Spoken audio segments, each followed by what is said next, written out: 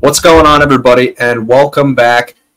We're back after a 2-week hiatus, I believe, and for whatever reason, those 2 weeks kind of feel like 2 months, at least in my case. I mean, I don't know, you could speak to your own perspective, but yeah, definitely have to shake off the cobwebs a little bit on this microphone and get back to talking, because if I remember correctly, something important has transpired in these past 2 weeks that I can't quite put my finger on, but... Oh, yeah. Well, we have another season, and in the course of 2 weeks, we've lost 8 people, which typically we lose 1 a week. So it really does feel like 2 months, because 8 people on a normal season would take 2 months to get eliminated. Yeah. No, legitimately, it's weird, because 8 people on, like, an all-star season, typically, like, that's, like, takes you all the way through your season, pretty much. Oh, yeah.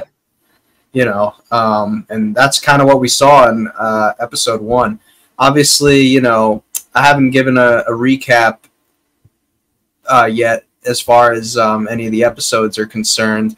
So we've got sort of a topic for today's, like, overall video. But as you guys know and are accustomed to, we usually spend the first 5 to 10 minutes kind of talking about, like, current challenge news and topics that are prevalent to, like, what's going on with the show now, before hopping into our, like, overall topic of, like, our revisionist history.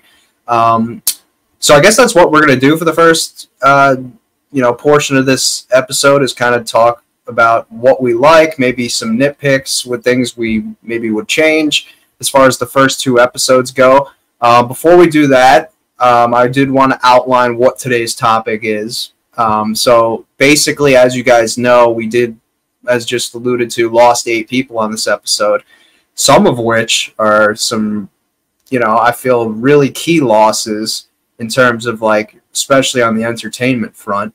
So that sparked an idea for the two of us that a good talking point for today's topic would be challengers who left far too soon on a season. So essentially, we came up with a few names, each of us, of challengers on a particular season who we feel left way too soon and had a lot of meat left on the bone to provide that season with.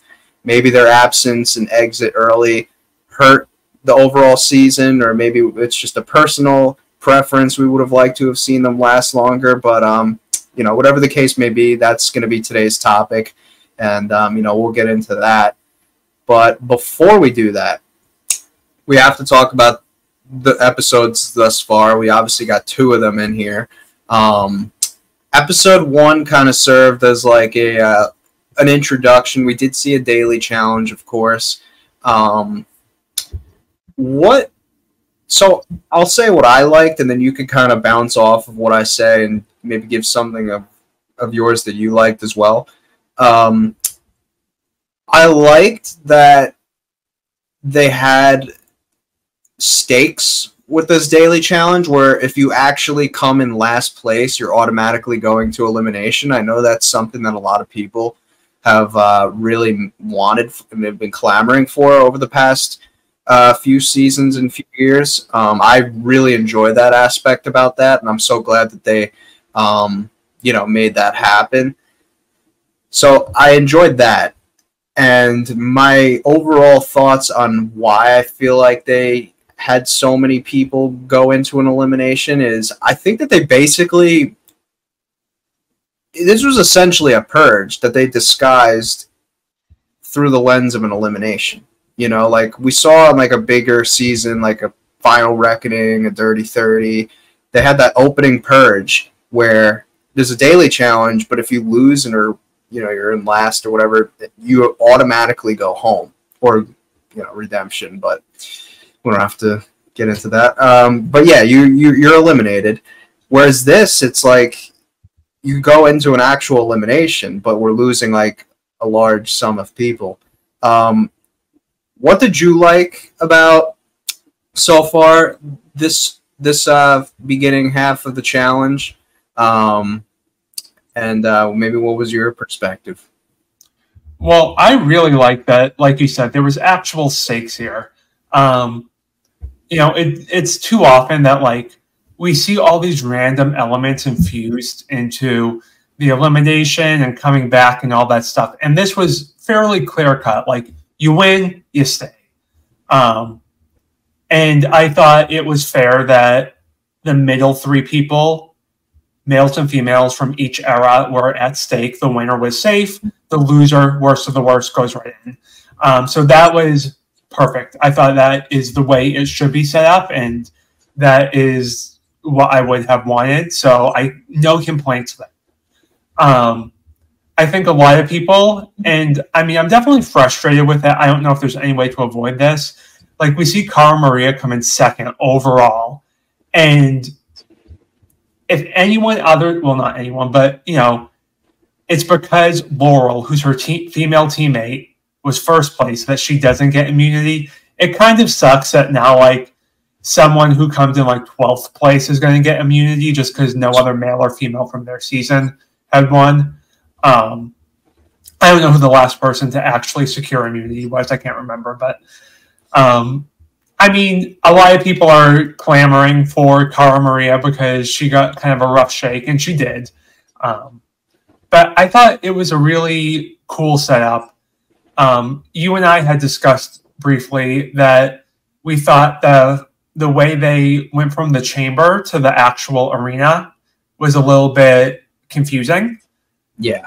Because I thought I was watching this live, and I thought I missed something. And I didn't miss the thing. I logged in at 8 o'clock, whatever, like the episode was on, and I see, you know, Olivia and Cara Maria with their jerseys on walking into the arena, and I'm like checking my time, like, did I miss like the first 10 minutes of this episode? But no, it was like a time jump, which I thought was weird, because then they would like show flashbacks of conversations, like, you know, and Leroy's cutting Brandon's hair and having a conversation with Tony about facing each other.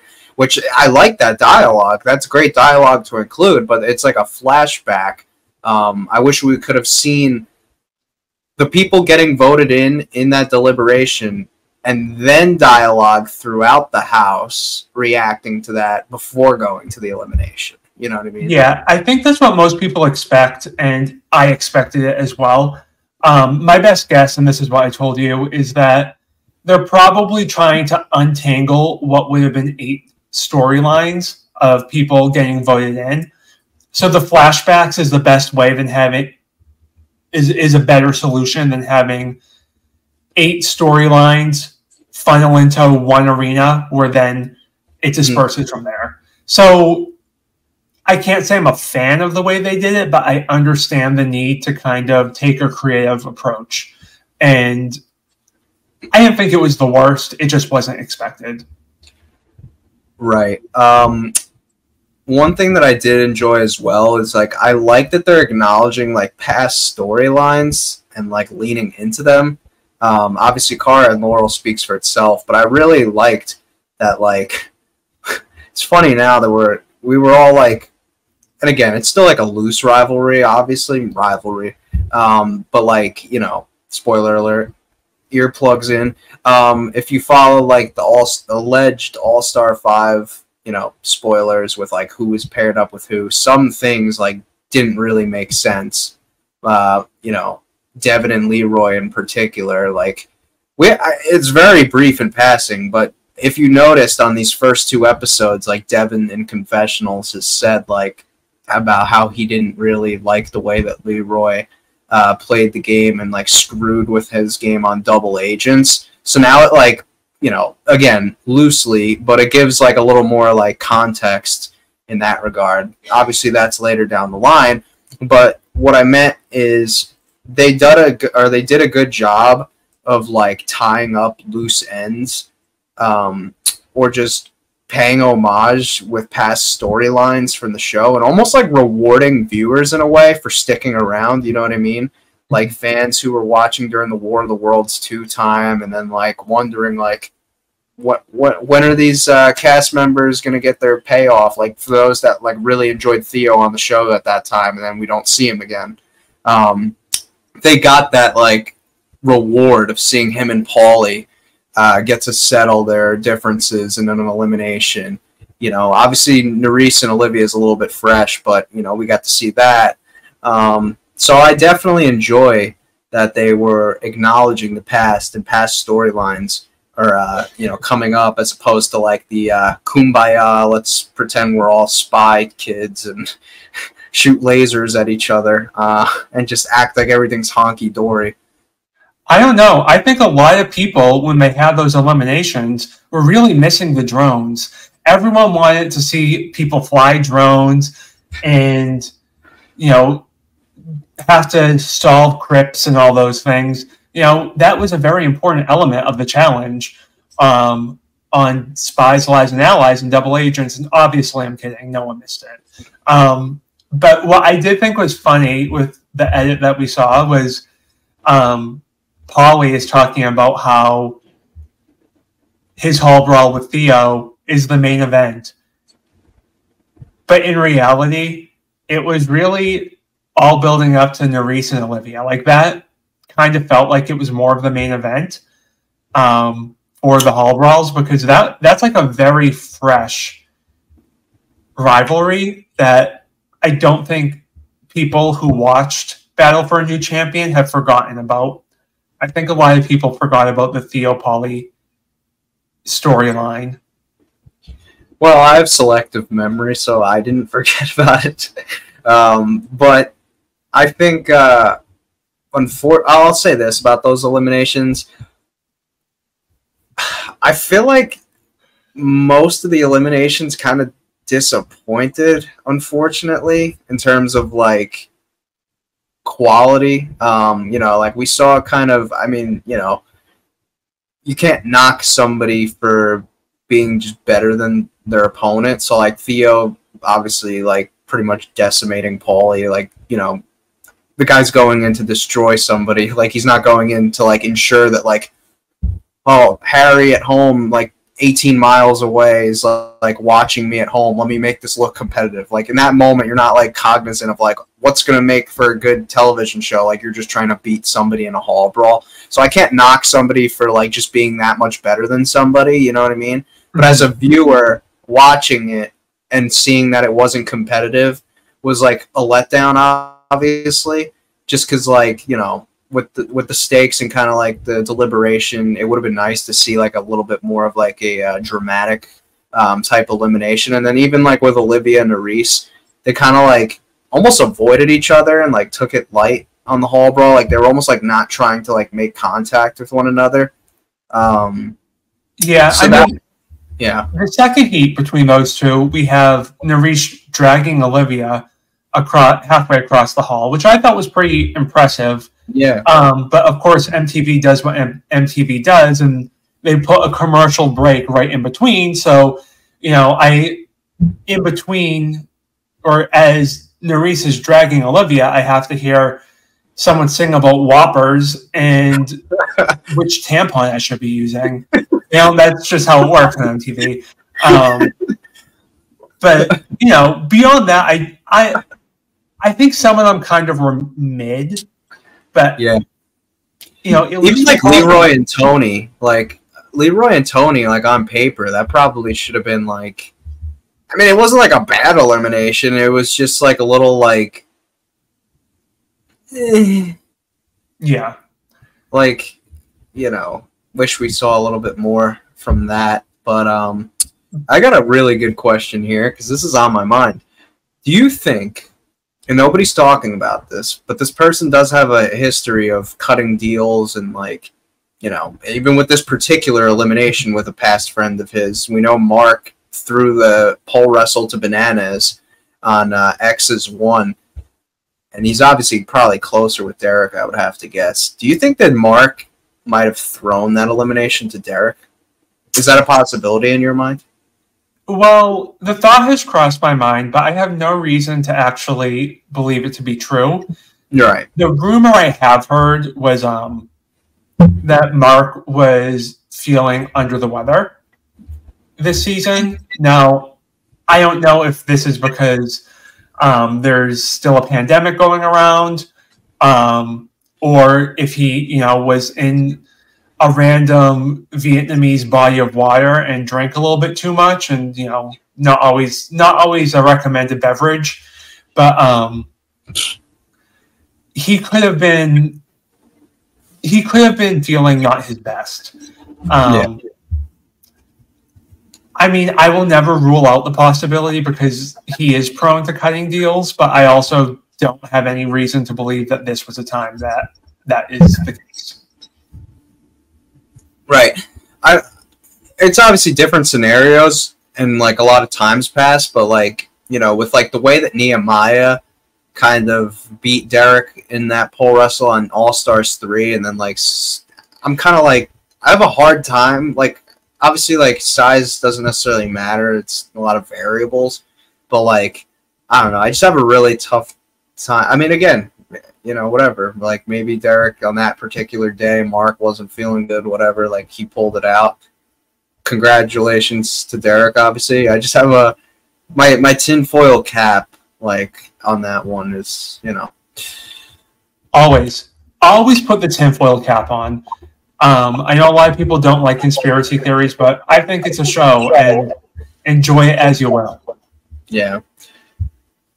Anissa and Katie. Of course, Anissa gets pole wrestle. You know, go figure, right? I mean, she probably, outside of maybe Not So Fast, Anissa was probably going to beat Katie in like all those, I would have to guess. I mean, yeah, I even think that Anissa has a fighting chance with Take Shelter, which probably is different than Not So Fast in the regards that there's less climbing. So her puzzle abilities and her logic are really going to come into play in a good way there. So I think Anissa wins any of them. But it's kind of one of those David versus Goliath moments. And Katie did well, all things considered. I mean, she was using her legs.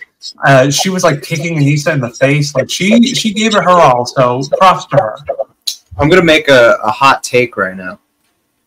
If I could switch eliminations, like the actual like games that they were playing, I would give Anissa and Katie the Take Shelter, and I would give Kellyanne and Cara Maria pole wrestle. 100%. I think a lot of people would agree with you there, but I think if you look at all the elimination matchups that we saw, for pole wrestle, there was an obvious favorite across all 4 eras. Like Nia would beat Amanda. Ryan would have lost to Brandon if they did pole wrestle, in my opinion. This is true. Yeah. Most likely. Yeah. So, you know, in Ryan's case, it benefited, obviously, because I think Ryan got probably the best draw out of all those people up there, you would have to guess, right? Because Ryan, there's a world where Ryan, I mean, I could say confidently, I think he would have lost both pole wrestle and hall brawl. I think he loses balls in too. However, you never know because it's like a little more like, you know, there's more space and weird stuff have happened. Obviously, like somebody trips and you put the ball in the bucket, like weird stuff could happen there. But he definitely caught the lucky break with having that particular elimination. Yeah, the only person I think who was more excited for his draw was Theo because it's what he wanted. But yeah, I mean, listen, Paulie, it's gonna have to, you know, really go back to the drawing board on this one, man. Yeah. But anywho, I'm excited for the rest of the season. I think they're off to a pretty stellar start. But if I've learned anything about stellar starts in the last few years, it's that, you know, it's not about how you start, it's about how you finish. So we'll have to see how the season goes. But optimism is definitely, you know, there right now. Regardless of what we get for the next few weeks, there are so many people that I just want to see on the show that I'm going to have a hard time, like, truly losing interest in it unless, like, the 20 people I'm excited to see all just magically disappear in the next 5 weeks. Yeah. I mean, listen, losing Nerese, Paulie, Amanda, it hurts. Those losses in particular hurt. Well, losing Nerese, it's like everything that you tried to do with season 39 is done, gone. Like, you basically lost your female winner, or yeah, your female winner from the prior season, like to star your season essentially. Yeah. Now, first. Like Olivia's traitor storyline done. Horacio and Nerys done. Michelle going after like the other alliance done. So like all of these pieces are just kind of unwound when Nerys is gone. Listen, I wish I could put this in. There's time machines don't exist, but I wish I could like put out into the universe like Nani calling Casey and saying she wants her to come back home, and Casey just volunteering to go home so they don't have to do a female elimination and Nerys can stay. But you know, we don't get to pick and choose, unfortunately. But anyways, that sparks today's topic because, as we alluded to, those three in particular, big losses, I feel, to this overall season. I'm tired of seeing Amanda go home so early. We need her to go on an all-star show because I don't trust her to make it that far on a flagship with all these other bozos on there right now, constantly throwing her in like the very first time. So MTV, Paramount, whoever's listening, if we can get Amanda on, or Amanda herself, if this by some chance finds your view, go on All Stars. Accept that call, please. I would like to see you last long. So yeah, that sparks kind of today's topic. We're going to be talking about challengers who left way too soon on seasons. This is essentially like if a challenger went home soon. What I consider soon is like an early exit. Like, for example, like, you know, if I said like Landon went home too soon on Duel 2, like that's really nitpicking because it's like you lost like the elimination right before the final. Like, yeah, the way I kind of approach this is I look at cast members who, from my perspective, going into the season, either had massive hype behind them because they were new or they had taken some time off and people were really amped to see them again. Or if the casting was really aligned, so multiple storylines from this person would have unfolded if they stuck around.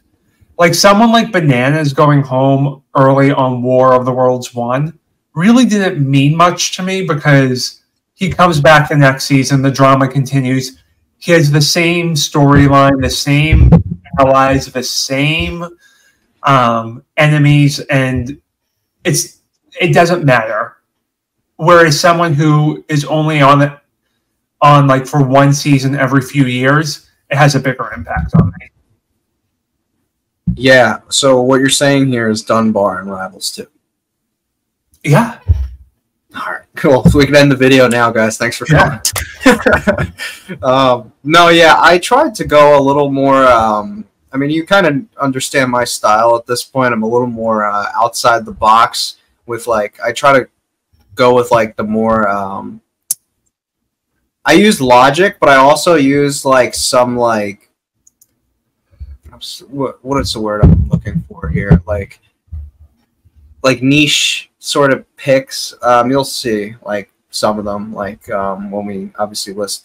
I've got like quite a bit. Obviously, like you know, we're only gonna choose like I'm assuming like 5 each of us. I don't know how many you've actually documented on your end, but did you have 5? I have 5, and I can give more if needed. Okay, I've got like roughly 10. I didn't like number like which one I prefer over the other. I didn't really get the chance to do that, but I mean, and then again, some of them like, you know, if we list them off and we each have like, you know, the same, like we can the docs off for the two of us. So yeah, I mean, honestly, if you want me to go first, I can go first, and we can just bounce back. Perfect. I thought this would be the good place to voice my discrepancy with this first choice. I've got on a season that isn't one of my particular favorite seasons. In fact, it's probably one of my least favorite. Double Agents. I think you know where I'm going with this. I don't. You don't? Okay, well, you're Because about there's a to. lot of different angles. Okay, that's fair point. I went Teresa on this one.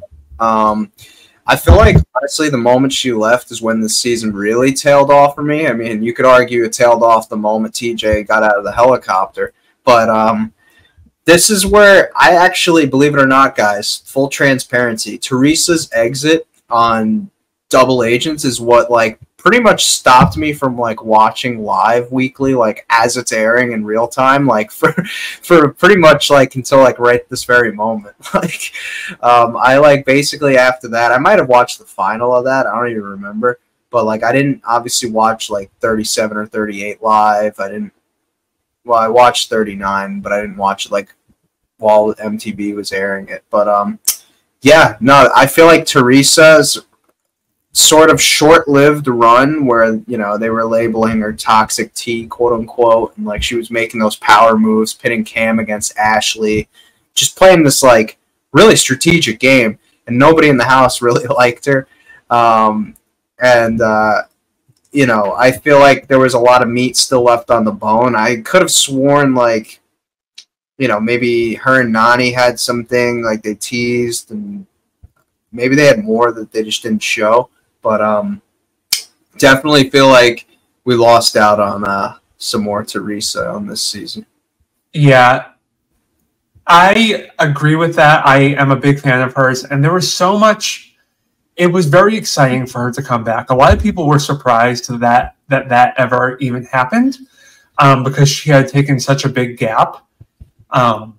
Challenge Twitter was insane during that when that. Oh yeah, it was a very wild pick for her to come back, and she was providing a good amount of entertainment and drama on the season. Won the mini final too with Jay. Yeah, so she had a lot of potential to shake up the game more, but also it's such a loss that we never really saw the Nani drama rekindled, because that's what everyone wanted. I don't think we'll ever see it again, sources say. But you could go ahead and give one of yours. Yeah. Now, I know that this isn't one of your favorite seasons, but I don't think, I've probably said this in the past, I don't think challenge fans will ever know pain, like the pain of waiting 5 years for Marie to come back after Battle of the Seasons, just for her to take the first flight home out of Thailand. So when she came on Invasion, she was the first female eliminated. She kind of like sat in the mud and lost the first challenge. And then Kayla, of all people, eliminated her and got a ticket to the Oasis. I mean, people had seriously waited 5 years for Marie to come back. There had been like chirps of her being interested in some seasons like X's 2 or Battle of the Bloodlines. And then this is what we got. I mean, thankfully she came back for the next 3 seasons following, but it was such a letdown. And I was upset. Yeah, I mean, I could imagine. I wasn't yet on Challenge Twitter, but I could imagine when that reveal happened that it was a big day in Challenge Twitter. Well, Marie has a very like niche but dedicated fan base. Yeah. Of which I am a part. And it was a hard loss. Never do that to us again, Marie. I hope we see her on an all-star show. I mean, I think she might have said it on my interview with her like 3 years ago that like she was on the cast for All-Stars 2 before they departed, and they dropped her for like she might have like posted something like, what was it? It was during COVID, so like I think it was something like, I don't know, non-mask or I don't know what it was. Something political with COVID having to do with like I think why they dropped her or something like that. But yeah. Anyhow, hopefully things will change. I'm sure now that it's been years and other people have been let back for far worse, I think we can make some arrangements. I mean, she's got a kid now, so like who knows? That's obviously a big adjustment. So who knows? We might be. It complicates the time commitment, but if Amanda can do it, Marie can do it. Let Amanda be your inspiration. Listen, I mean, Nicole Zanata's a hop, skip, and a jump away, and I'm sure she would love to take the No. I would rather see Marie's child, who I don't know, stay at home with Marie than Nicole. No offense to Nicole, but I wouldn't let my pet rock stay in her care. I didn't know you had a pet rock. Thanks for sharing. Yeah. We've got. I'll go next. I've got one, and it's Evelyn on the Ruins. I think. Obviously, like that episode where she like lost her shit and like was crying and threw the elimination to Kellyanne. Obviously, it's still an iconic episode. It made for fantastic television. But I think we could have benefited from keeping her around a bit longer. Obviously, it's a little dicey in that regard because you either just don't throw her into elimination and then another female champ goes in, like, I don't know, a beast, whatever. Like, who knows how that ends up playing out. But I think we could have gotten, like, even more drama if Wes had, like, another ally on his team to kind of, like, go against the, JEK crew. So that's an interesting one because I did think about that one, but ultimately Evelyn quit, so I was like, meh. Like I don't know how much more we were going to get from that, but I do think it would have been interesting to see how the show continued if Wes had a dedicated ally on his team. But then he would have lost Kellyanne because Kellyanne was defeated by Evelyn, and he probably just would have been irate for the rest of the season. Like the way he left that elimination deliberation, where he's like screaming at John and calling him a bitch, that would have been his ante for the rest of the show. Yeah, I mean, she quit, so it's like, and like the manner in which she quit was very entertaining. So like, I don't ultimately view it as like one of those like, robbed queen, like unfortunate type things. And especially considering she came back and was so pivotal in a few seasons after that, that like it almost like expunges like her leaving soon on a season like The Ruins anyway, if you get what I mean. Like, yeah, she went on to win Rivals 1 and made it like really far on Fresh Meat 2, obviously. So, yeah, but just one I wanted to include, but I should have put Luke on Fresh Meat 2 as one of the people I thought left away. Yeah, that's not have a when you just sit and think of like robbed queen moments, like that's robbed king, like that is one that is honestly you could like put in a dictionary as like the definition of this picture. Absolutely. But another person that I did have is not Luke, but this is in a very similar vein, in my opinion, to Marie. Now, this person, I don't know if you watch Survivor at all, but once we started integrating Big Brother into the show, for quite a few seasons, the one name that I heard over and over and over was Michaela Bradshaw. And she comes in on Spies, Lies, and Allies and is gone. First episode. And it was like, maybe if you watched the show, you didn't see the hype that much, but if you're on Challenge Twitter, the hype was very real for her. Survivor fans love Michaela, and her first appearance on the show was quite disappointing because she just like overplayed whatever hand was given to her, and got paired with like, I don't even know. Yeah, I can't remember his name. Oh my god, that's like, I know the face. I just don't fucking remember the Renan, I think his name is. That probably sounds about right. He was like some French guy or something. or not French. Was he Spanish? I don't remember. Belgium? Sure. Yeah. Maybe. Corey Lay flung him. So. Yeah. But, I mean, Michaela did come back for USA too, and we got a much better showing from her, which is good because it would have been really... It would be a much bigger blemish on her resume if this is how she left. The way that she went out on Spies, Lies, and Allies. Well, I think she would have actually been a fine addition to the Battle for a New Champion cast, truthfully. Yeah. Like, probably could have given us something to work with there. However, if we're talking about things to work with, I mean, this guy very seldomly gave production things to work with, despite their efforts.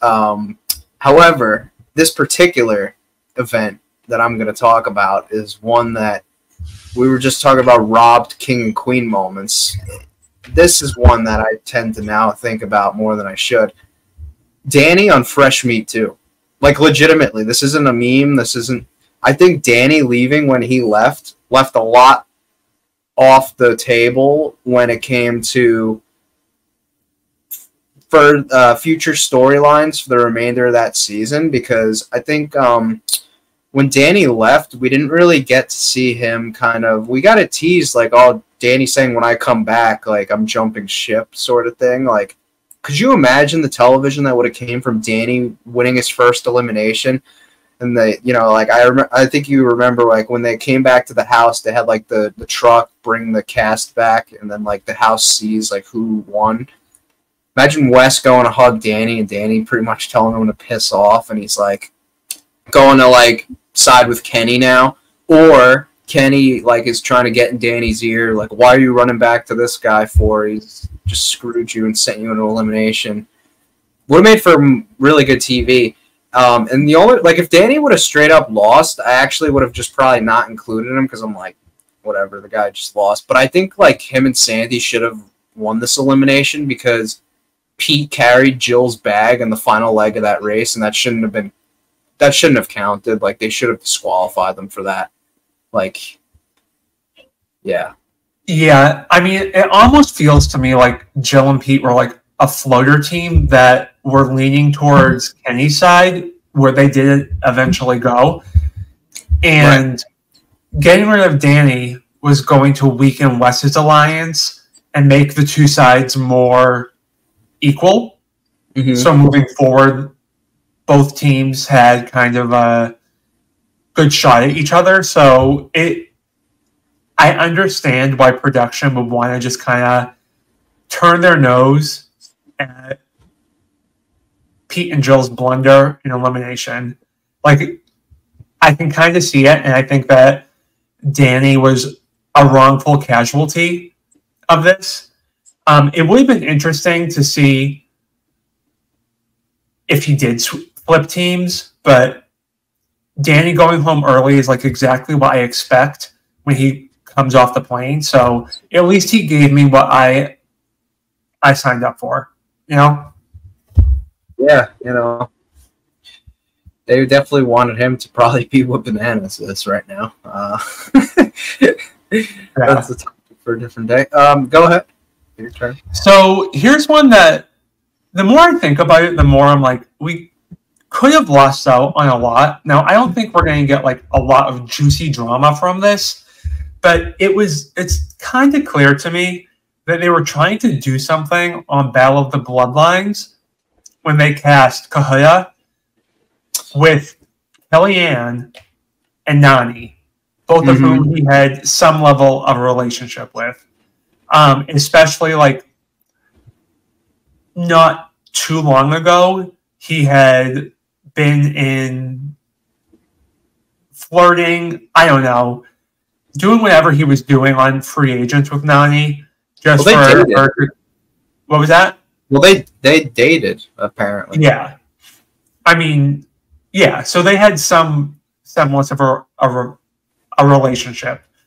So I think he would have been involved in some storyline throughout the season if he was with those two girls. Mm-hmm. I don't think it would be particularly bad blood, but I think it would have some layers to it. But he really got screwed by the fact that that season, it was just a mess. The format made no sense. He could go into any elimination because that's just how the boy-girl split worked. And he got screwed because of it. Yeah, it was those like cross-mix sex eliminations are kind of like wonky. You know.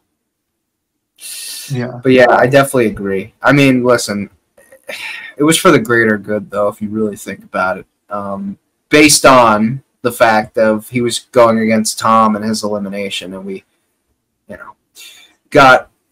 Because, I mean, like, while it is interesting to, like, wonder, like, what possibly could have come from that storyline, I tend to think that there's a better chance that nothing does than something does. Just because of Kahada's demeanor. Yeah, like I said, I think there's a good shot that nothing juicy comes from this. More just like friendly closure. But I can't overlook the fact that with those three competitors on this season, production wanted to do something. There's a reason why Kahada was cast on such a small season in terms of veterans. Yeah.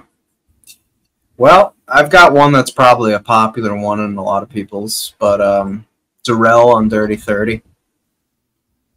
I think, after the season that he had on Invasion, which was really impressive, losing him in that opening purge sucked. I mean, we wouldn't have really gotten, like, I feel like much storyline from him, but, like, if you were to tell me, like, I don't know, purge, like, Derrick Henry instead of Darrell, like, I'm taking that 10 out of 10 times. You know what I mean? Like, we would have gotten the same exact outcome if somebody like a Derrick Henry gets purged on the first day as we got in real life with, like, the him and Jordan and Tori stuff. Like, that still happens. It just... Yeah. We just lose them earlier than what we did. But, I feel like... Yeah. Can I put my tinfoil hat on for a second? Go for it. So my conspiracy theory is that Darrell, he was probably the favorite to come back. But they wanted to have that, I forget what it was, the first redemption game where they were on the crane and that swinging platform and they had to knock each other off. They wanted it to be the three purged people and the first boot. So it would have been Darrell, Devin, Derrick Henry, and Shane. But Shane and Simone went and messed that all up. So then Tony and Jenna come into the mix and they go right back into the game. I think that they wanted Darrell to come back. I think they wanted Darrell to have some type of, like, butting head with Corey, and we never really got that. But it kind of seemed like they were setting the stage for that, and then it kind of gets lost in the sauce when there's all this Redemption House drama.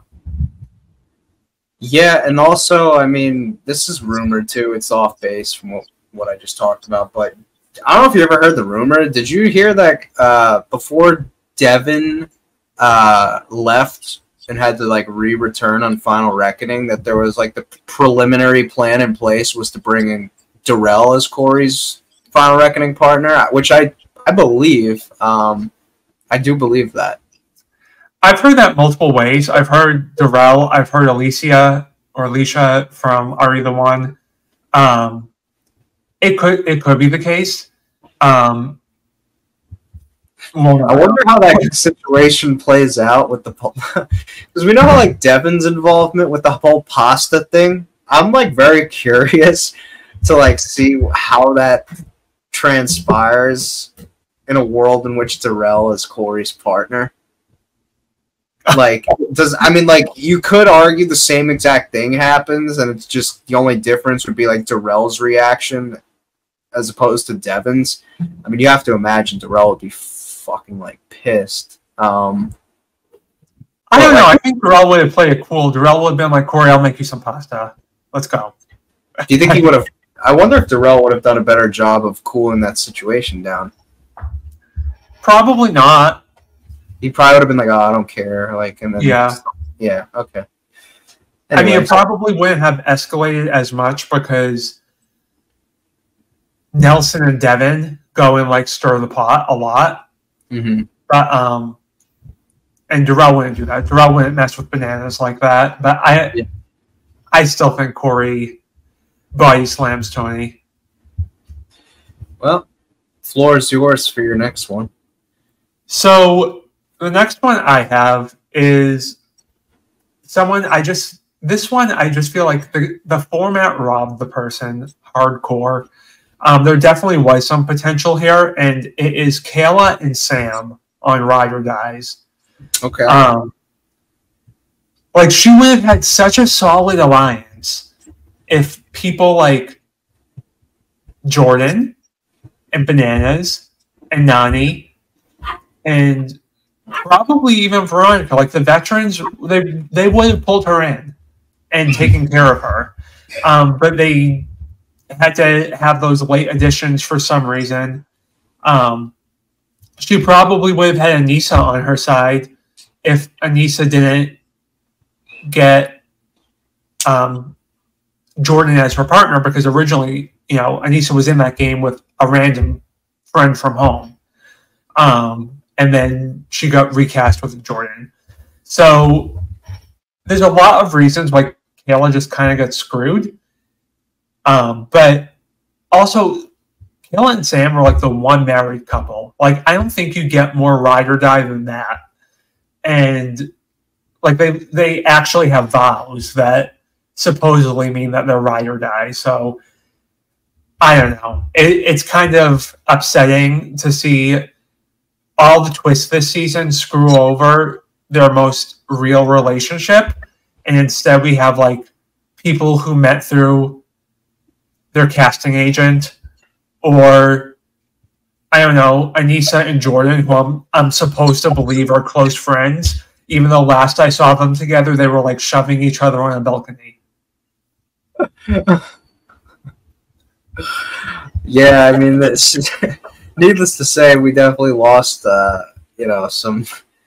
some good ride or die pairs who were actually ride or dies pretty early on. Yeah, and I'll be the first to admit, like, I'm not Kayla's biggest fan, but there was potential there. Yeah.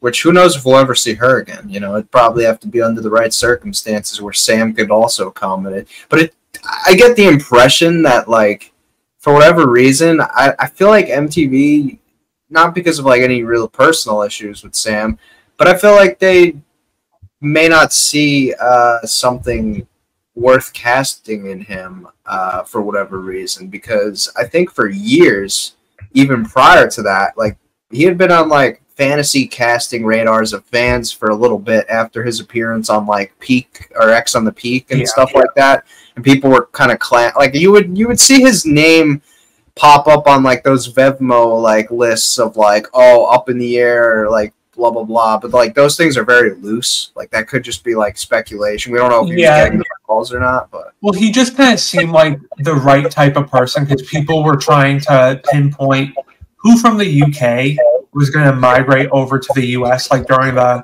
War of the Worlds 1 and 2 era. And he checked all the boxes, probably why he got on X on the Peak. But, I mean, if he gets cast again, he's really, at least at this point, an extension of Kayla. Yeah. And it should give her a built-in ally, except the format of Ride or Dies, they're a team, so they're one vote. They have the same power together as they do individually. It's the same way as if we get a Ride or Die too, like in Nerys and Horacio are together. Yeah. Which, because they're going to be married at the moment now and have kids, so. She wants to be a wifey, so yeah, make it happen. Yeah. I'll go one more official one, and then I've got like 5 more that I'll just like I won't like talk like in depthly about. Like they'll be like my I can't even think of the word. It's been a long day, but they'll be like my honorable mentions after you get done listing your last one. Yeah, I think that's the word, honorable mention. Sure, those 2 words, but I'm not good at math. yeah, no, none of us are. Zach on Invasion, I've got. I think that the format of Invasion with having champs go against each other kind of like, unfortunate a little bit, just because like we did see the storyline with like the Bruno stuff and like Jenna and whatnot. I feel like there was a couple, at least one or 2 more episodes worth of that we could have gotten milked, and then we kind of lost Zach at the climax before we could really get more out of it. And who knows? Honestly, it probably could have bettered his and Amanda's rivalry potentially, like heading into, because I know that was a big concern, is that we didn't have like much camera footage of like Zach and Amanda leading into Final Reckoning, like conversing. Like had Zach stayed longer, I'm sure we would have gotten something more to that. So I just think we missed the opportunity of seeing Zach maybe just an episode or 2 longer on Invasion. Yeah. Yeah, I mean, going into that season, assuming you know the whole cast, both underdogs and champions, it's pretty obvious that Zach and Jenna are a big storyline. Right. So that's absolutely one that should have been fleshed out more, and was kind of cut short because of the silly casting and formatting. I mean, if the underdogs have the potential to go against the champions, who's beating Zach and Balls in from the underdog side? Obviously Dario, but no one else. Yeah, that's literally the only name I could have thought of. Yeah. Did you want to list yours now? Sure. I think that this is kind of an obvious one if you think of like the whole franchise, and especially semi more recent seasons, but War of the Worlds 2, Laurel. I mean, yeah, she completely got screwed. I don't really care how people want to call her a cheater, whatever. Regardless of what you think, production played a hand in her loss here because they blew the horn. And for that reason, in my mind, she definitely got screwed. Yeah. I'm not saying Ninja didn't deserve the win, but I'm saying that production interference gave Laurel a real reason to not win. That was kind of unfair. But let's say Laurel does come back. The whole dynamic of the game is different. I mean, Laurel was being more of a spy this season than anyone on Double Agents or Spies, Lies, and Allies. Like when she was sleeping in the bed and like eavesdropping on all of the guys on West talking about how he's going to sabotage the team. I mean, she was playing a very like calculated, sneaky game, and it's clear from season 40 and All Stars 4 that production is just dying to milk the Laurel Cara Maria storyline for everything it's worth. They had so much potential here, and they just shat on it. They gave it to Ninja. Yeah, I think that's one that they would like to have back in hindsight. I mean, it made for a great moment. Don't get me wrong. But we could have gotten multiple good to great moments if Laurel stuck around further. But instead, a second elimination loss at that point in time for her. Yeah. I'm still wounded by that one. And I go back and forth with Laurel. I'm not always her biggest fan. Sometimes I love her. Sometimes I hate her. But like an injustice is an injustice, and she kind of got screwed. But I will never say that Ninja should have lost. I just think they should have handled it differently. Maybe they should have just canceled the season right there. I mean, they would have saved it. I mean, it is canceled basically. I can't. Oh yeah, that's funny. Like whenever they show flashbacks to this, they show like at the top says War of the Worlds 2. It's like, what's that?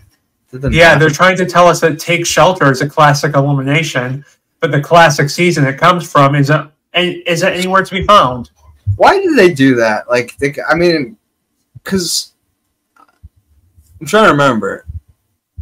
Was there any not so well. I guess they were trying to say that like these eras, like these eliminations first took place in these eras, and they wanted to go with like a more.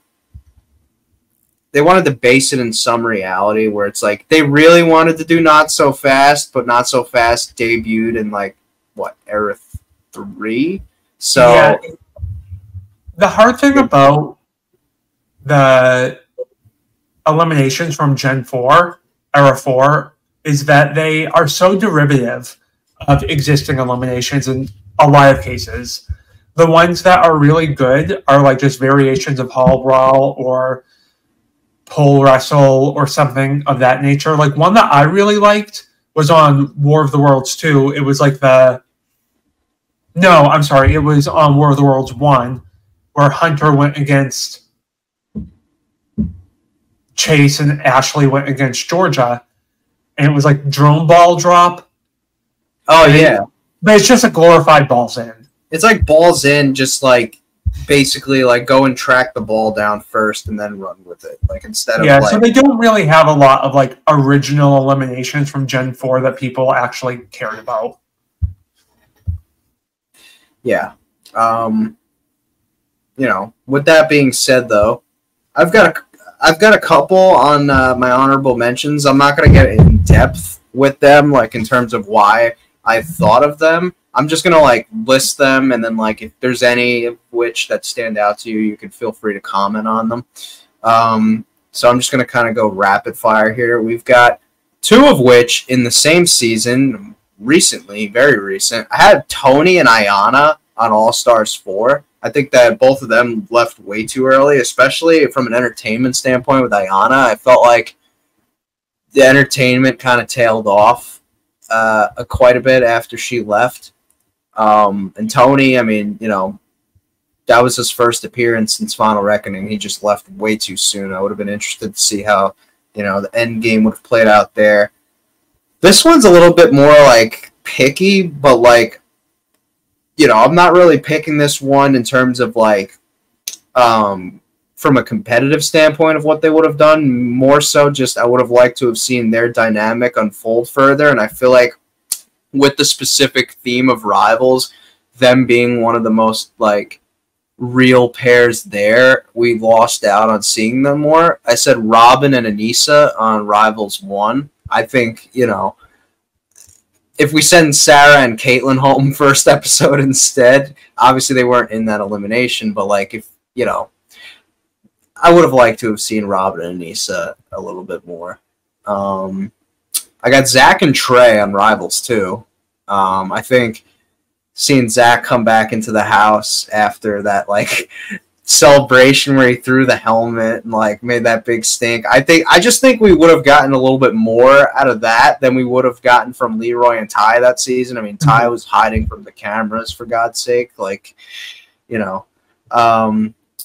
and then my last 3, these 2 both blend together pretty much. So I said Ashley on Total Madness and Double Agents. They kind of like both feel like the same thing almost. Leroy and Avery on Rivals 3. Why not? And then Abram on the Island, which is an entire can of worms that we've already previously discussed. Yeah. I don't know. Did I say Abram on Rivals 3? I meant the Island. No, you said Abram on the Island. Okay, sure. Well, that's what I meant. I think you know. If you said Abram on Rivals 3, I heard Abram on the Island. Okay. Cool. Yeah, I kind of, when I was picking my 5, avoided people who like DQ'd or quit voluntarily or whatever it might be, took a non-traditional path out. But one person I would also add to your list, my list, is Adam Royer on Rivals. Okay. He has never lost a thing in his life on the challenge, but I don't think people in retrospect understand like how much gusto he had behind him. Like people loved him for some odd reason when he was on the Real World. I'll be honest, like these days I'm able to compartmentalize a little bit, like separating like individual from like edited TV show. Like these days it gets me a lot. It's a lot harder for me to get like genuinely turned off by like somebody as opposed to like, you know, back in the day where I might have. When I like here and there, like, because I have like Apple TV, like I bought a few episodes of The Real World Vegas on there, and I'm rewatching that. He is one guy that I just can't stand, like when I watch it. So that's why, like, because you know, everyone's got that one friend who's like kind of like, well, maybe not everybody. Well, you know, a lot of people have friends where they're just like, you know, inconsiderate, like belligerent, like messes, pretty much, and like. Most of his antics on that, he made great, you know, entertainment for the show. Like, don't get me wrong, but like, I was just like, if I put myself in that situation, I'd be like, I wouldn't be able to stand like being in the same like room as this guy for like more than 10 minutes. What do you mean? You can stand to be? Don't say you can't stand to be in the room with that guy. Don't call him a guy, Ty. The funniest part about that whole entire fight is like. Ty is getting like consoled by Brandon about you got to start being nice to the girls, you got to hold doors for them, little things that matter. He's like, yeah, I understand. Then he immediately goes up to Laurel and he's like, your legs have a ton of cellulite. Who even says that? Like, why is that a thing that you would talk about? That's just so weird to me. But I mean, like I said, I can't really explain it. Maybe it's because I don't have friends that are belligerent like that. I am the friend, but it's because I knew a lot of people that really liked Adam, and I didn't dislike him like I should have, but I don't know. I think he just went on The Real World and saw the opportunity to get free alcohol in Las Vegas, and he's like a lawyer now, or like something like very businessy, like that he landed into, and I have no clue how that happened. Well, on The Real World, his storyline, a lot of it beyond like drinking and getting like pummeling the suite was about how he went through like the juvenile delinquency system and was involved with like a not so great crowd in the state of Maine, which I don't know if you know anything about Maine, but like there's not a whole lot of crime there. So if you are part of a crime, like it's the end of the world. So I think he is probably more motivated to actually help people in similar situations than the show ever gave him credit for. I mean, yeah, you could argue that. It's just like I would have. I mean, yeah, you would at least presume that like getting into like a serious line of work, like after like, you know, not only like your personal like upbringing, like prior to going on TV, but then like your actions while you were on TV as well. Like it's just kind of like you would have to assume. But anyways, good for him. I'm not disputing that. But yeah. Yeah, this was our list, guys. So if you have any ones of your own in the comments section, like feel free to drop it of who you feel left the season way too soon.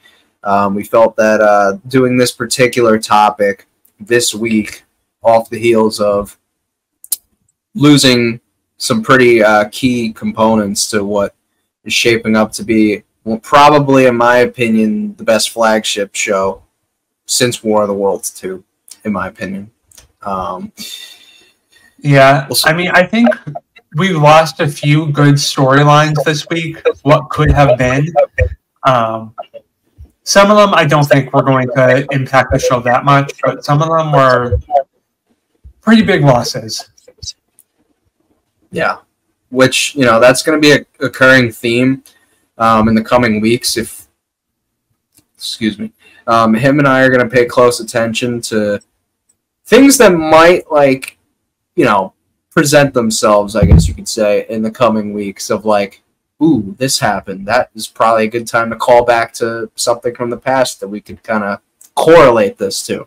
So, you know, look out for that. As far as recaps go, I don't know if I'm going to be doing traditional recaps, maybe depending on the, you know, the day I wake up that morning if I'm feeling it, but we'll see. But anyways, guys, hope you guys enjoyed this video. Please let him and I know on Twitter or in the comment section of this video your guys' you know, opinions and thoughts. But until next time. Thanks again. Yep.